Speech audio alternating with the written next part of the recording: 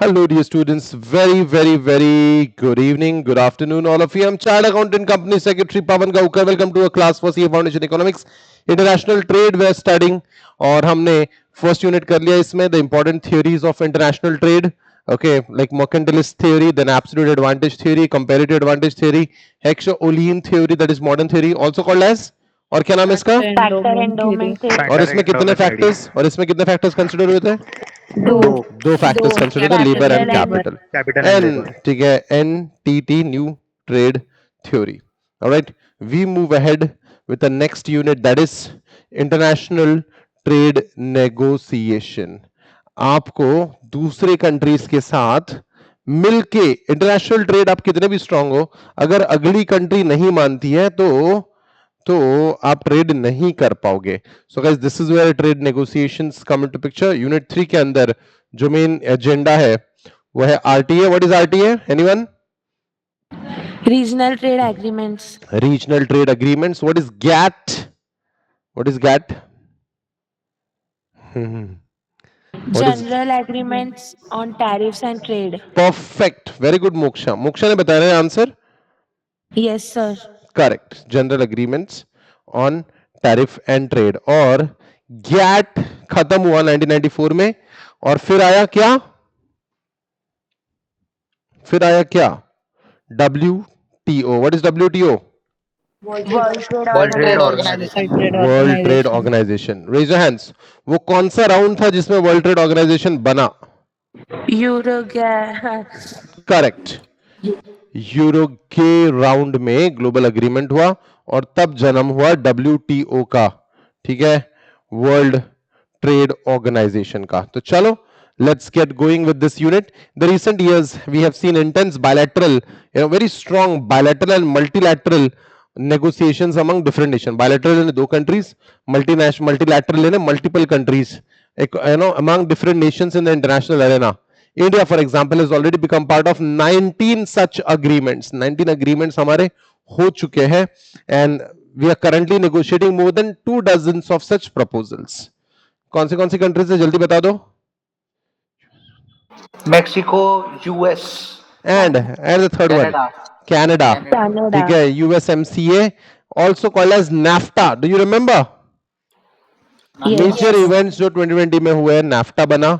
ठीक है, और ये क्या है? What is this? European union. European country. European union में इतनी सारी कंट्रीज थी, 28 कंट्रीज थी पहले. फिर उसमें से एक कंट्री ने एग्जिट किया. कौन सी कंट्री ने? ब्रिटेन। Great Britain. और इसलिए अब हो गया वो कंसेप्ट क्या? ब्रेक्सिट. करेक्ट. सो गाइस, अब United Kingdom is not a part of EU, European Union. ठीक है. सो गाइस, यस, डेवलपमेंट में, ठीक है, major events of Britain's exit from European Union and now free trade agreement which is the successor of NAFTA between Canada, Mexico and United States, namely US Mexico Canada agreement. ठीक है. So guys, NAFTA का successor, NAFTA था पहले, अब उसका और एक agreement आया, नया version, USMCA, United states Mexico and Canada agreement. याद रखना, successor of NAFTA is USMCA. Successor यानी क्या? उस अग्रीमेंट के बाद वाला अग्रीमेंट, सक्सेसर. ठीक है. और 2020 के मेजर इवेंट्स यही था, ब्रेक्सिट और USMCA. उसके बाद कोविड के बाद बहुत चेंजेस हुए. कौन सी कंट्री को ज्यादा कसूरवार माना जाता था कोविड-19 के लिए?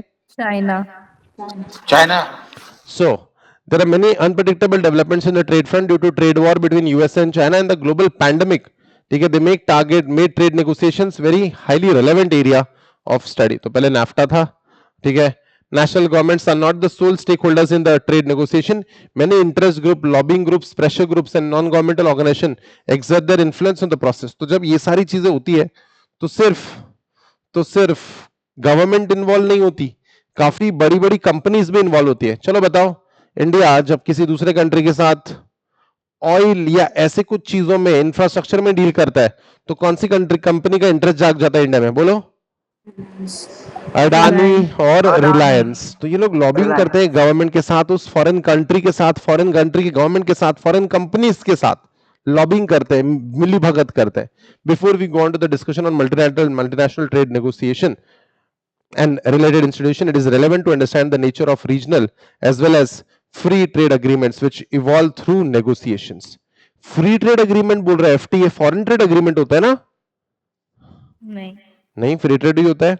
सो जब आपको रीजनल ट्रेड एग्रीमेंट समझने हैं तो आपको उसका नॉमेनक्लेचर समझना पड़ेगा, आपको उसके कंसेप्ट समझने पड़ेंगे. So guys, first agenda is of this chapter of this unit is taxonomy of regional trade agreement.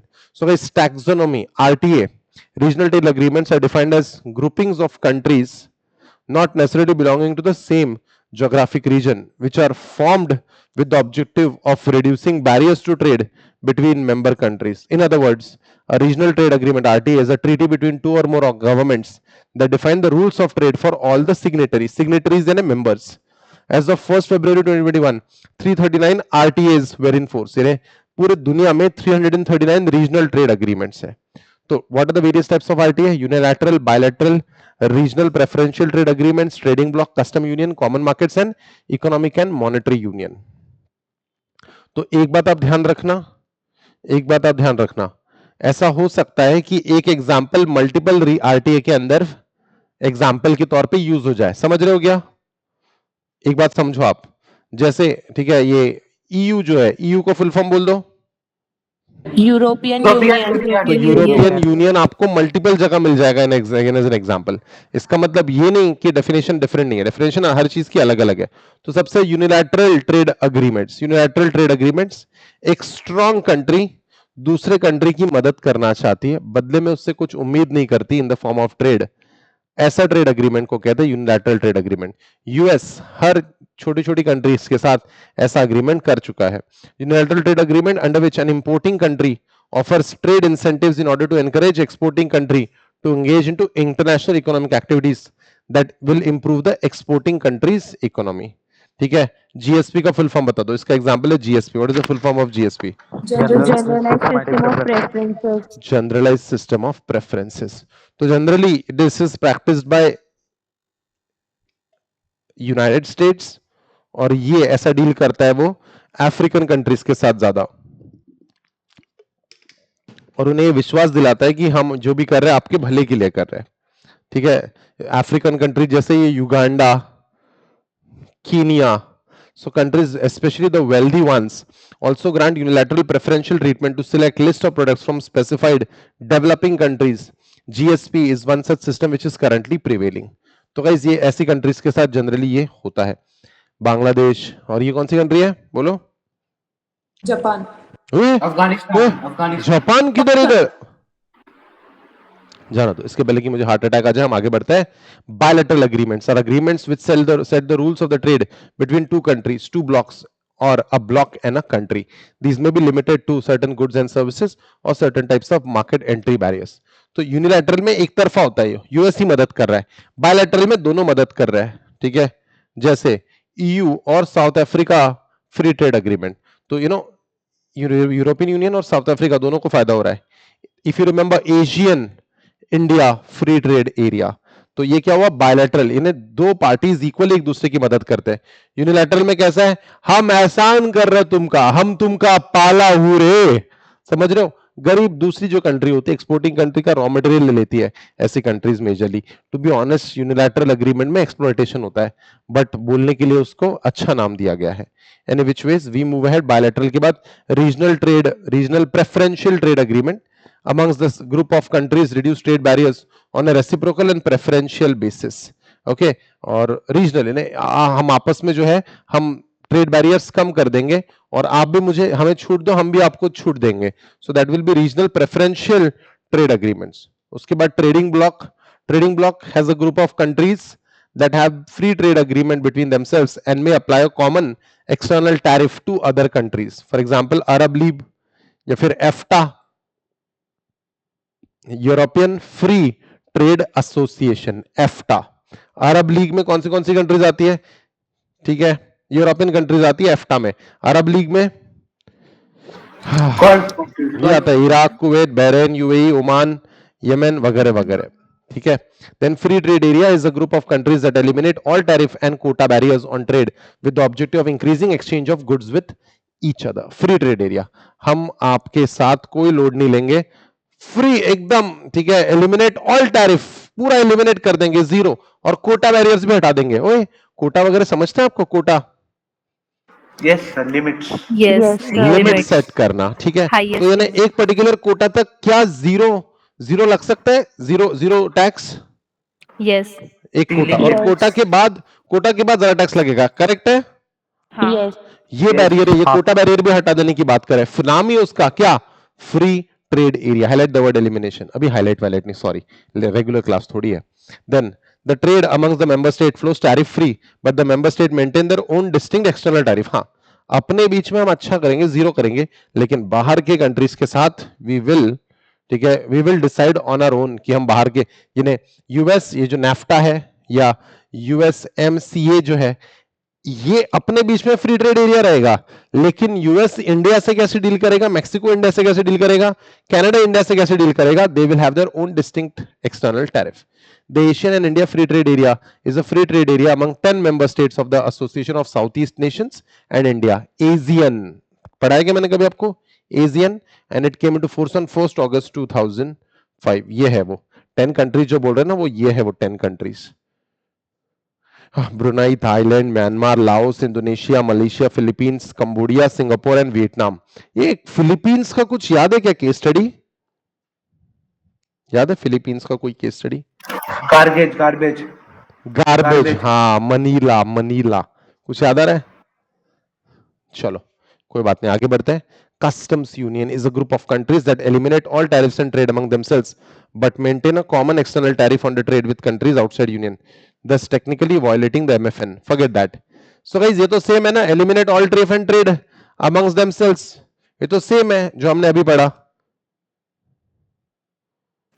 Zero tax इसमें नहीं होगा ठीक है, सेम है ना।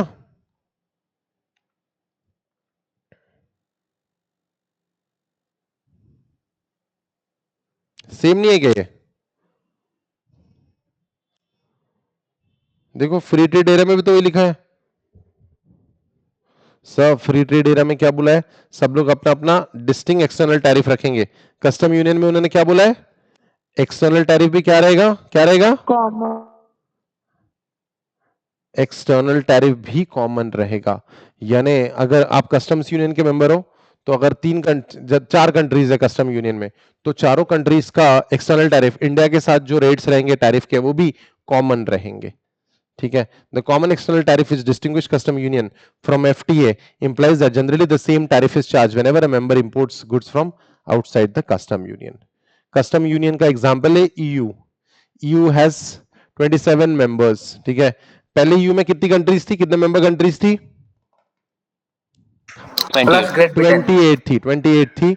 फिर यूके का क्या हो गया, बोलो क्या बोलते हैं उसको? एलिमिनेट ब्रेक्सिट हो गया, अब Brexit. 27 कंट्रीज बची है। Other examples are Gulf cooperation council GCC, south southern common market that is Mercosur. Mercosur यानी सदर्न कॉमन मार्केट, यानी कौन सी कंट्रीज आती है इसमें? कंट्रीज छोड़ दो, कॉन्टिनेंट बता दो। Southern America. सदर्न अमेरिका आता है इसमें। एक है नॉर्दर्न अमेरिका वाला नेफ्टा, जो अब यूएससीए में हो गया है, और ये सदर्न अमेरिका का मर्कोसोर। ठीक है, मर्कासुर नहीं रे, मर्कोसुर। जाए Argentina, Brazil, Paraguay and Uruguay, ठीक है, जीसीसी में ये सब आते हैं। उसके बाद the common market. The common market deepens a custom union by providing free flow of output and all factors of production. ये लोग सिर्फ माल नहीं बेचते, हम लेबर भी देंगे तुमको, तुम चिंता मत करो। Free flow of output and factors of production, यानी इनपुट का भी फ्री फ्लो होगा, by reducing and eliminating internal tariffs on goods and creating common set of external tariff. The members countries attempt to harmonize some institutional arrangements and commercial and financial laws and regulations among themselves. There are also a few common barriers amongst non-members. EU and Asian is an example of it. Common market deepens a custom union. याद रखना, MCQ के लिए तो मैं अगर पूछूंगा ना MCQ इस पे, तो ये पूछूंगा, क्योंकि यहां तक बच्चे पहुंचते ही नहीं है। Raise your hands. EU है, EU करेक्ट है, क्या है? EU। तो मेरा ये सवाल है, क्या EU सिंगल करेंसी, यानी इतनी सारी जो कंट्रीज है, ये 27 मेंबर स्टेट्स ऑफ EU, क्या ये सिंगल करेंसी यूज करती है? यस और नो? Yes, sir. कौन सी Yes. करेंसी, कौन Yes, सी sir. करेंसी? डॉलर हाँ। Euro. डॉलर है, डॉलर है, हेलो। Euros. यूरो यूज करते हैं, यूरोज। तो अगर एक यूनियन की सारी कंट्रीज एक ही करेंसी यूज करती है तो it is called as economic and monetary union. ये ज्यादा इनके बीच में एकदम ज्यादा गचागच है। So for a common market the free transit of goods and services through borders increase the need for foreign exchange operation, result in higher financial and admin expenses. The next stage of integration sequence is formation of some form of monetary union. So in an economic and monetary union, the members shares a common currency. Adoption of common currency also make it necessary to have a strong convergence in macroeconomic policies. EU countries implement and adopt a single currency, that is euro.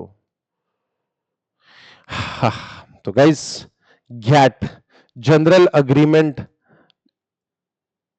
on Tariffs and Trade, covers international trade in goods. The workings of GATT agreement are responsible for the Council for Trade in Goods and representatives for all the WTO members, World Trade Organization members. The Goods Council has 10 committees dealing with specific subjects like agriculture, market access, subsidies, anti-dumping measures. ओए, anti-dumping वगैरह पता है आपको?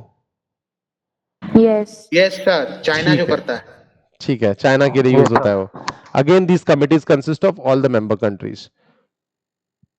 Also reporting to Goods Council are working party of the State Trading Companies of Information Technology Agreement, ITA. ठीक है, gate, ठीक है, लेकिन गैट ने बहुत सारा रेलेवेंस लूज कर दिया 1980s में, क्योंकि दुनिया बहुत धीरे धीरे दुनिया बहुत कॉम्प्लेक्स होती जा रही थी, इंटरनेशनल इन्वेस्टमेंट बढ़ते जा रहे थे, इंटेलेक्चुअल प्रॉपर्टी राइट्स कवर ही नहीं हो रहे थे गैट में। इंटेलेक्चुअल प्रॉपर्टी राइट्स ने क्या होता है बताओ? इंटेलेक्चुअल प्रॉपर्टी राइट्स ने Copyright, पेटेंट, पेटेंट, कॉपीराइट्स और ट्रेडमार्क्स, trademark. ये सब बढ़ते जा रहा था पूरी दुनिया में। World merchandise trade increase by leaps and bounds and was beyond it's scope. यानी नाइकी बन रहा था, एप्पल बन रहा था दुनिया में, और इनको ट्रेडमार्क की प्रोटेक्शन चाहिए थी जो गैट नहीं दे पा रहा था। There were ambiguities, ambiguities, what do you mean by the word ambiguities? Confusion in multilateral system could be heavily exploited, and efforts at liberalization of trade agreement were not successful. There were inadequacies in the institutional structure and dispute settlement system. It was not a treaty, and therefore terms of GATT were binding only insofar as they are not incoherent with the nation's domestic rules. So guys, ये applicable पूरी तरह नहीं हो पाते थे, इसलिए फिर यूरोगो में यूरोगो राउंड हुआ जो बहुत सालों तक चला, और उसका आउटकम था, ठीक है, उसका आउटकम था WTO। 1980s में स्टार्ट हुआ और ये पूरी वर्ल्ड ट्रेड में बिगेस्ट रिफॉर्म के रूप में माना जाता है। ठीक है, वर्ल्ड ट्रेड ऑर्गेनाइजेशन एक डिस्प्यूट सेटलमेंट बॉडी के रूप में आगे आई, और it became good. The round started in Punta del Este in Uruguay in September 1986 and was scheduled to be completed by December. However, due to many differences and heated controversies over agriculture, no consensus was arrived. So guys, agriculture पे कोई इसका output नहीं निकला, no consensus, यानी दो parties, अरे तुमको तो पता ही है, ओए लॉ वालो, consensus ad idem, कुछ याद है क्या? agree upon the Yes. same sense, Same thing in the same sense. When two parties agree upon the same thing in the same sense at the same time, right? Ha, it is, there's no consensus. Finally, in December 93, the Uruguay round, the eighth and the most ambitious and the largest ever round of multilateral trade negotiation, in which 123 countries participated, was completed. After 7 years of elaborate negotiation, the agreement was signed by most countries on April 15th and took effect on 1st July 1995. Guys, ये वाला paragraph please पढ़ के जाना, very important. It also, इस पे ना एक ऐसा टैग लगा दो जो अर्जेंटली पढ़ना है एग्जाम के सुबह, एग्जाम के morning. It also mark the birth of the WTO organisation which is a single institutional framework encompassing the GATT as modified by the Uruguay round. तब बना वर्ल्ड ट्रेड ऑर्गेनाइजेशन। ठीक है, world trade organisation के 6 की objective: to set and enforce rules for international trade, to provide a forum for negotiating and monitoring further trade liberalization, to resolve trade dispute, to increase transparency of decision making process, and to cooperate with other international institutions, and developing countries should get full benefit, सब इन्हें exploitation ना हो, ये उनका major objective था। WTO का structure, सो सबसे ऊपर मिनिस्ट्रियल कॉन्फ्रेंस, फिर जनरल काउंसिल, और फिर trips, goods council, services council and intellectual property council, ये सारे थे। So WTO are supported by Secretariat located in Geneva, headed by DG, Director General. Geneva. Where is Geneva? Which country? Switzerland. Switzerland. Switzerland नहीं, Switzerland. Then it has a 3-tier system. 3 tier यानी क्या? 3 levels. 3 tier system, MCQ gold. WTO's top level decision making body is ministerial conference. सबसे ऊपर का जो है ministerial conference is decision making body. ठीक है, and which can take decision on all matters under the multilateral trade agreement. The ministerial conference meets at least कितना, once in every 2 years. ठीक है, उसके बाद आता है general council. The next level is general council, which meets several times a year at Geneva headquarters. The general council also meets at trade policy review body and dispute settlement body. ठीक है, ये trade policy review body है, trade की policy review करती है और dispute settlement का काम भी ये करती है. ठीक है, मेजर डिसीजन मिनिस्ट्रियल कॉन्फ्रेंस लेता है, लेकिन डिस्प्यूट सेटलमेंट बॉडी जीसी है, general council. At the next level, goods council, service council and intellectual property council report to the general council. तो ये सबसे निचले लेवल के, ये लोग रिपोर्टिंग करते हैं. Trips, trade related intellectual property rights, जिसमें कॉपीराइट आता है, ट्रेडमार्क आता है और पेटेंट आता है. गाइडिंग प्रिंसिपल्स क्या है डब्ल्यूटीओ के? ठीक है, right from the inception WTO has been driven by number of fundamental principles. सबसे पहले, some country should not become rich and richer. क्या कहते हो? इंटरनेशनल ट्रेड का सबको फायदा होना चाहिए. ट्रू और false? True. Trade without discrimination. ठीक है, और उसके बाद national treatment principle is complementary to MFN principle. It requires that in respect of internal taxes, internal laws apply to imports treatment not less favorable than which is accorded to like domestic products. ठीक है, यानी अपने product में और foreign product में उन्होंने discriminate नहीं करना चाहिए. ठीक है, यानी बाहर के प्रोडक्ट्स को भी सेम लेवल पे मौका देना चाहिए बेचने के लिए. समझ रहे हो? नेशनल ट्रीटमेंट प्रिंसिपल क्या कहते हैं इसको? यानी ऐसा नहीं करना चाहिए बस नाम के लिए हम दिखा रहे कि इंटरनेशनल ट्रेड कर रहे हैं और हमारे शॉपकीपर्स को बोल रहे हैं कि पूरी कोशिश करना है कि अगला बंदा ये फॉरेन का प्रोडक्ट खरीद ना पाए. ऐसा नहीं होना चाहिए. ट्रेड, ठीक है, trade should be very much free. Free तो है और फ्री करो इसको. Freer trade gradually through negotiation. Trade को जितना हो सकता है उतना फ्री करने की कोशिश करो. पूरी कोशिश करो कि अगर कोई लॉ बनाए तो सब पे लागू हो, बाइंडिंग हो, सब पे लागू होना, सब पे बाइंडिंग होना. और उसमें क्या आना चाहिए? ट्रांसपेरेंसी आनी चाहिए. ट्रांसपेरेंसी से क्या होता है? ट्रांसपेरेंसी रही तो कोई कुछ छुपा नहीं सकता, तो सच्चा काम करना पड़ता है. ठीक है, देखो ना, जैसे गवर्नमेंट ऑफ इंडिया, क्या गवर्नमेंट ऑफ इंडिया ने हमसे कुछ छुपाना चाहिए? हम नहीं बताएंगे तुमको. तुम्हारे 5,000 करोड़ खर्च किए, कहां किए मोदी जी? नहीं बताएंगे. ऐसा चलता है क्या? ऐसा नहीं, पूरा हिसाब लगेगा. ट्रांसपेरेंसी से काम होना चाहिए. क्या गवर्नमेंट की एजेंसीज के ऑडिट किया जाता है? बताओ, गवर्नमेंट की एजेंसी का ऑडिट किया जाता है इंडिया में? Yes. Yes, sir. कौन करता है ऑडिट? बताओ, नाम बताओ. Controller and Auditor General of India. Very good Keshav. The answer is CAG, controller and auditor general of India. Inter के लिए रेडी होते जा रहे हो तुम लोग? क्या बात है? ज्यादा तो नहीं हो रहा मेरा वादा? मैं ज्यादा ही ओवर कॉन्फिडेंट हो रहा हूं क्या? ठीक है. A country can change its binding, but only after negotiation with the trading partners, which could mean compensating them for the loss of the trade. One of the achievements of Uruguay round on multilateral trade talks was to increase among the trade under binding commitments. In agriculture, 100% of the products now have the bound tariffs. ओए bound tariff याद है क्या तुमको? Bound tariff क्या होता है? एक mark set कर देना. Upper limit, correct. Upper limit. ठीक है. Ceiling limit. Promoting fair competition should be fair.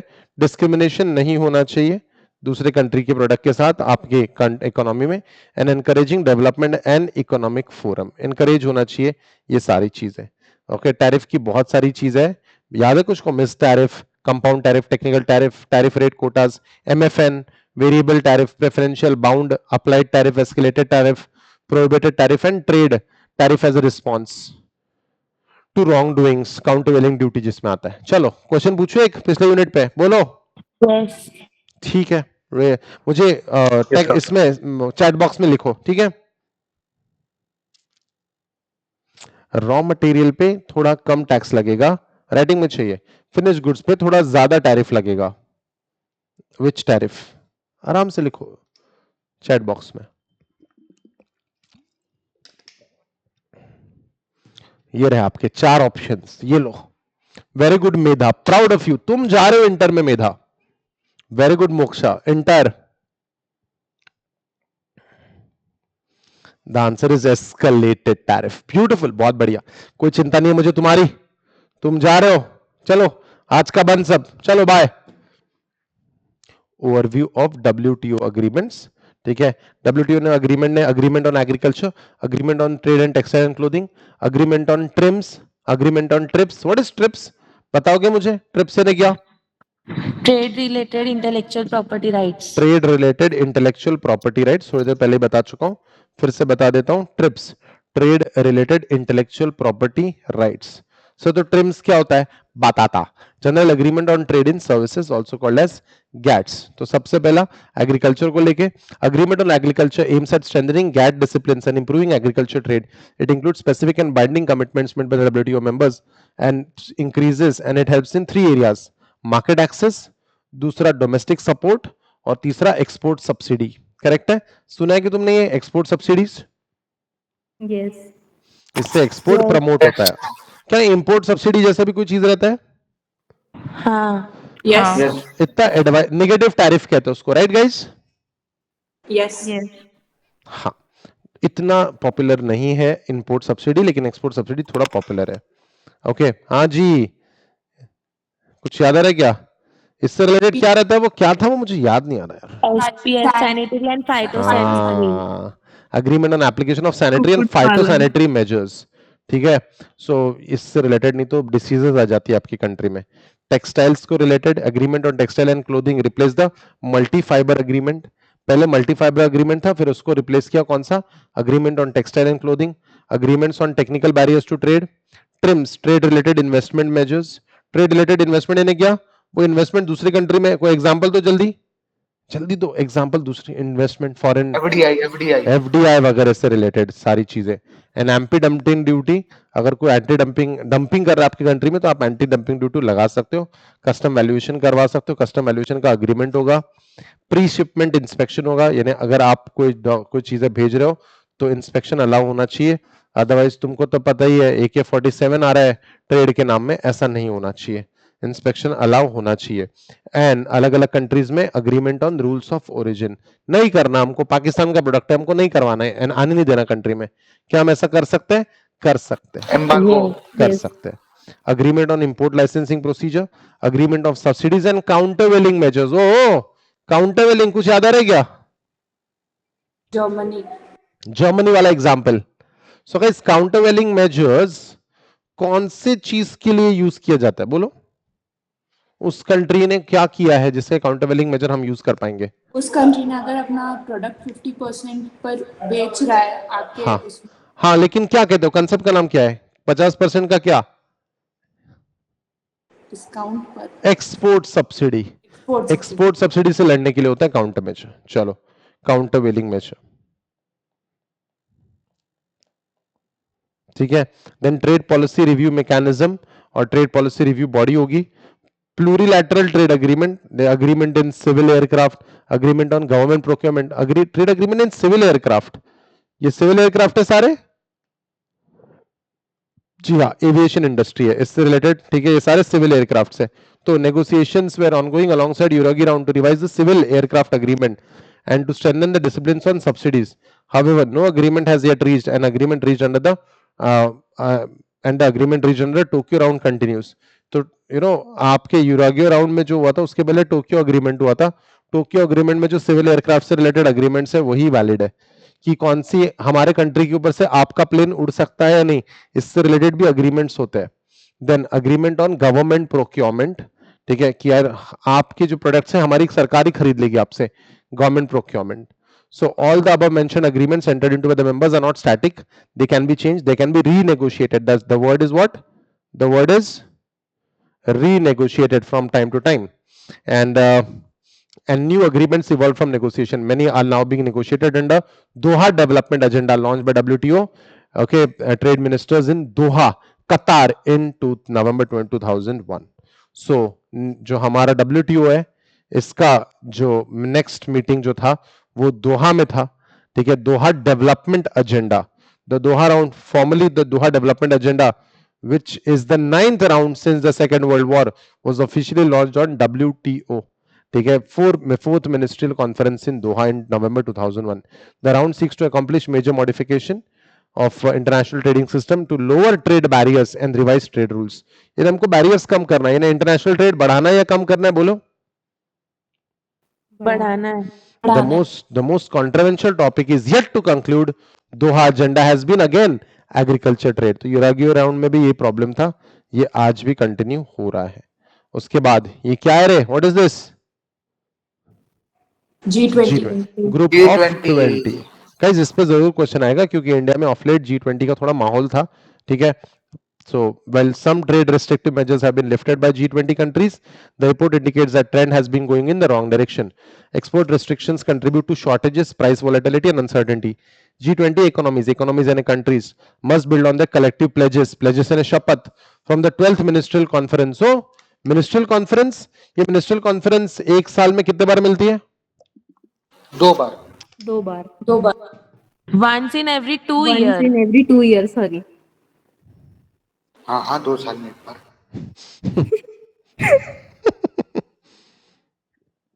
Cuties you are. So guys, ministerial conference meets at least once in every 2 years. याद रहेगा? और once in every 2 years को twice in 1 year हम लोग खुद ही कर देते हैं ना? So 12th ministerial conference and demonstrate leadership to keep markets open. Markets open, right? Market open होने चाहिए. Free economy होनी चाहिए and predictable so that food and fertilizer in particular can flow from where they are needed, said the WTO General Ghazi Okonjo-Iweala, who will be attending G20 Leaders Summit in Bali, Indonesia on 15th and 16th November. और Covid के कारण सबको थोड़ा समझ में आ गया.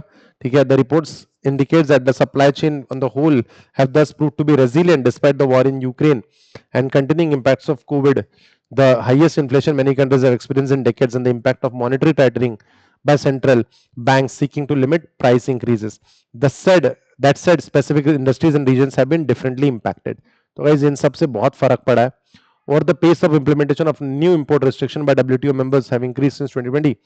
First in the context of pandemic and subsequently with the war in Ukraine and the food crisis. Some of these export restrictions have been gradually lifted, but several still remain in place. ठीक है, in the mid-October 2022, WTO still had in place 52 export restriction on food, feed and fertilizer, in the addition to 27 export restriction on product essential to combat COVID-19. Of these, 44% of the export restriction on food, feed and fertilizer, food यानी इंसानों के लिए, feed यानी जानवरों के लिए, and 63% of the pandemic related export were maintained by G20 economies. तो G20 economies ने काफी सारा चीज रिलैक्स कर दिया है. During the review period, G20 economies introduced 66 new trade facilitating measures and 47 trade restrictive measures on goods. These measures were not related to pandemic. ये इससे हम बाहर आ चुके हैं. At the same time, the accumulated stockpile of G20 import restriction continued to grow. By mid-October, G20 imports were affected by trade restriction measures implemented since 2009 and still in force.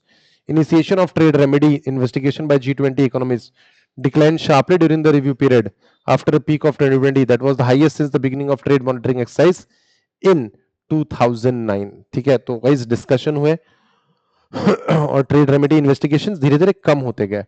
Dumping जो होता है, dumping के लिए कौन सी duty? Anti-dumping duty. Anti-dumping measures continue to be the most frequent trade remedy action in terms of initiations and termination. In January 2009, India imposed anti-dumping duty on color-coated or pre-painted flat steel products imported into country from China and European nations on a period not exceeding 6 months for jute and jute products from Bangladesh and Nepal. So China और European countries से हम लोगों ने pre-painted flat steel products को लेके हम लोगों ने एंटी डंपिंग ड्यूटी लगाई और जूट को लेके बांग्लादेश और नेपाल पे. Similarly, implementation of new COVID-19 related trade measure by G20 economies decelerated, यानी उसकी स्पीड कम होगी over the past 5 months with 4 new such measures recorded on the goods on one of the services. The number of new COVID-19 related support measures to mitigate the social and economic impacts also fell sharply over the past 5 months. Since the beginning of the pandemic, ठीक है, 201 COVID-19 trade and trade related measures in the goods were implemented by G20 economies. Most 61% were trade facilitating, while the rest could be considered trade restrictive. तो guys, trade facilitation ज्यादा हो रहा है या restriction ज्यादा हो रहा है, बोलो? Facilitation. G20 economies also continue to phase out pandemic related import and export measures. By mid October, 77% of export restrictions have been repealed, leaving 17 restrictions in place. Although the number of pandemic related trade restrictions in place decreased, the trade coverage remains significant at USD 122 billion. The WTO trade monitoring reports have been prepared by WTO Secretariat since 2009. G20 members are Argentina, Australia, Brazil, India है क्या इसमें? India है क्या? ओए G20 sir. में India है क्या? Yes sir अगर इंडिया नहीं होता तो इंडिया में समिट क्यों होता G20 का? कैसी बातें करो आप? So Argentina, Australia, Brazil, Canada, China, EU, ठीक है, France, Germany, India, Indonesia, Italy, Japan, Republic of Korea, South Korea, okay, then Mexico, Russian Federation, Saudi Arabia, South Africa, Turkey, UK and the United States. अरे EU और UK अलग अलग लिखा है रे, Yes. क्यों रे? Brexit. ब्रेग्जिट के कारण. Brexit. करेक्ट, ब्यूटीफुल, बहुत बढ़िया नॉलेज यार. ब्रेग्जिट ब्रेग्जिट बोल रहे हो, फाड़ दोगे तुम लोग इस एग्जाम को, डोंट वरी. चलो, स्ट्रक्चर ऑफ डब्ल्यूटीओ बता दो मुझे एक बार. Ministerial conference on the top. Second, General General Council. Council. Third, Goods Goods Council, Council. Service Council, and Intellectuals. तो इसमें से कौन सी बॉडी सेटलमेंट के लिए जिम्मेदार है? सेटलमेंट, ट्रेड डिस्प्यूट सेटलमेंट के लिए कौन जिम्मेदार है? First, Ministerial Conference. Ministerial conference settlement के लिए. बट मिलते ही 2 साल में एक बार है, कहां से डिस्प्यूट सेटल करेंगे वो? General Council. वेरी नाइस, पहला नहीं तो दूसरा, है ना? So the general council meets a trade policy review and dispute settlement body, याद रखना. सर EU क्यों है G20 में? EU के 28 कंट्री सारे हैं उसमें. नो, बट यूनियन तो एक है ना, वो यूनियन तो एक है ना, करेंसी सेम है, समझ रहे हो? दुनिया के लिए वो एक ही रीजन है. Alright, so guys that was all about international trade के अंदर कौन सा यूनिट? थर्ड. नंबर बता रहे हो, नंबर बता रहे हो? Trade negotiation. ट्रेड नेगोशिएशन, ठीक है. तो shall we test your knowledge?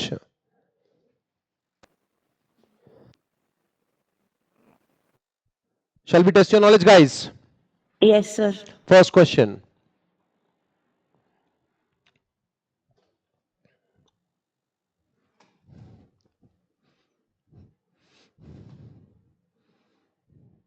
Which of the following culminated and resulted into establishment of WTO?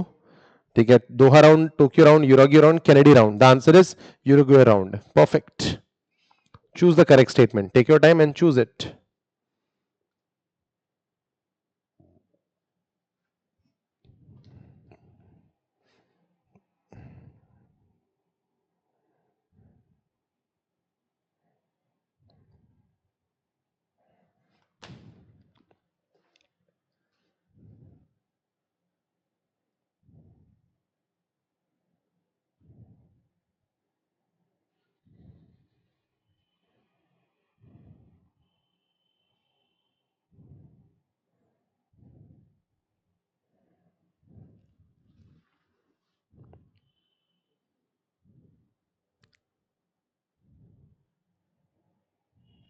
All right, guys, I hope it's done. Is it? So let's check out your answer. The answer is B. The GATT deals with trade in goods only, while the WTO covers services as well as intellectual property. Guys, अच्छा question है ये choose the correct statement के form में है, लेकिन मुझे लगता है इस पे वो क्वेश्चन पूछेंगे आपको. National treatment principle stands with what? National treatment principle अब भी बताया मैंने, अच्छा एक्सप्लेनेशन दिया था इसका, आराम से करो.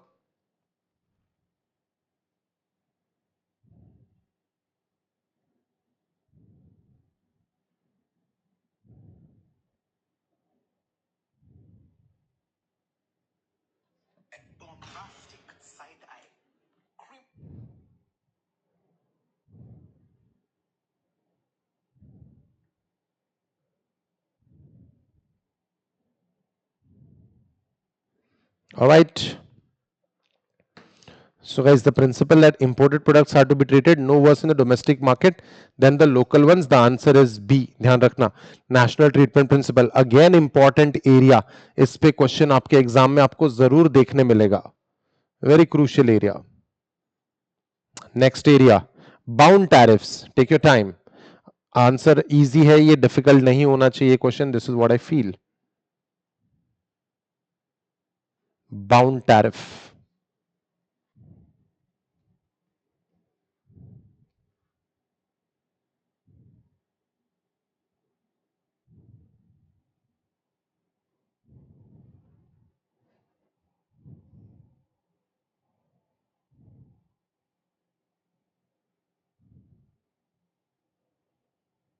Alright, bound tariff. अरे बहुत आसान है. अपर लिमिट है lower limit? Upper limit. Upper limit. ठीक है, upper limit on the tariff. The essence of MFN principle. MFN, आराम से, टेक योर टाइम. एमएफएन का फुल फॉर्म तो बता दो पहले. Most favored nation. Most favoured nation. So guys, अगर आपको यूनिट 3 पढ़ना है तो यूनिट 2 के बगैर स्टार्ट ही नहीं करना चाहिए. क्या कहते हो? Yes. Take your time.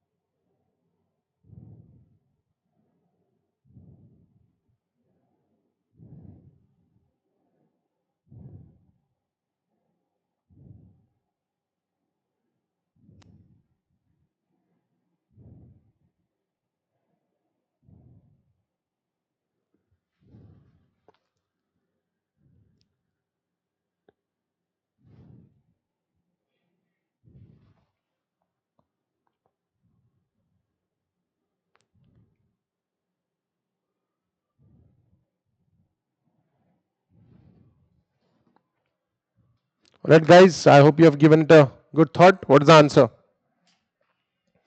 The answer is All of D. the above. D. Yeah. Equality of All. treatment for all the member countries. Favor one country, you need to favor all in the same manner. Every WTO member will treat all its trading partners equally. अरे अलग अलग English language में same ही मतलब की चीज लिखी है. Anyway, we move ahead. The World Trading Organization has now been replaced by GATT. ऐसा हुआ है कि exactly इसके opposite हुआ है. Opposite.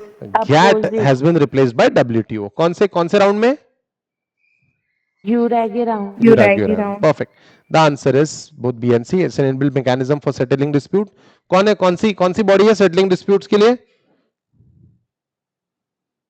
वो भी बताओ. General. General council. क्या रे तुम लोग? And then established to ensure free and fair trade internationally. That is why it has been there. So answer is B and C. Then the agreement. Okay, आराम से करो, ये गलत नहीं होना चाहिए. Take your time.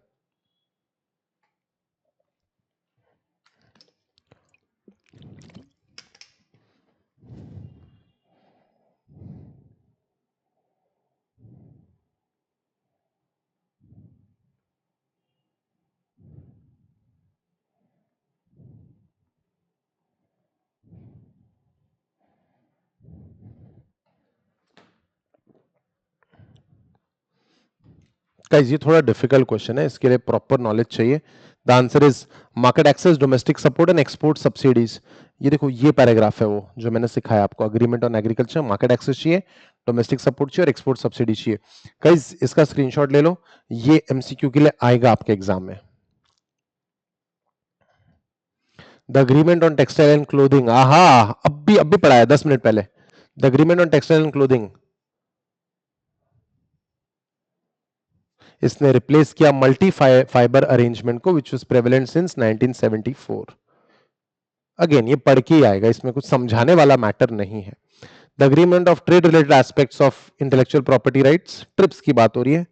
So stipulates to administer and enforcement of intellectual property rights, provides for most favored nation treatment, mandates to maintain high level of intellectual property protection by all members, and the answer is all of the above. Correct. All of the above is the correct answer. The most controversial topic in yet to conclude Doha agenda, जो अब तक खत्म ही नहीं हुआ. What is the most controversial topic? जो अब तक खत्म ही नहीं हो रहा है.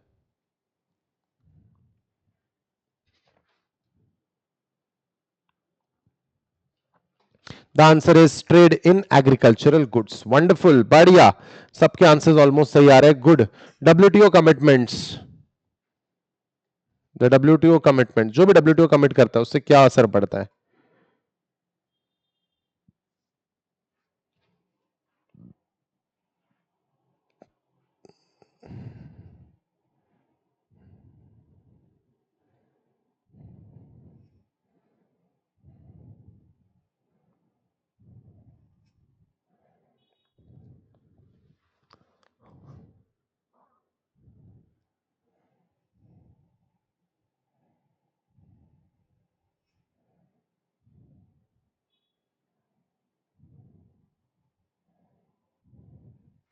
All right, guys, I hope it's done.